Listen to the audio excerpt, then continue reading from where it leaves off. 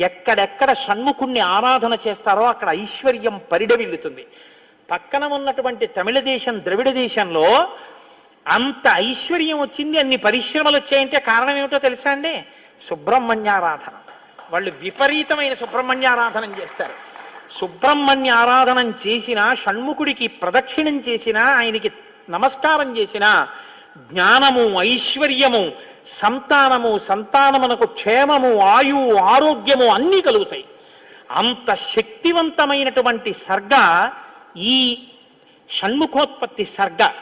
అందుకే వాల్మీకి మహర్షి ఎప్పుడూ కూడా అసలు ఫలశ్రుతి చెప్పరు.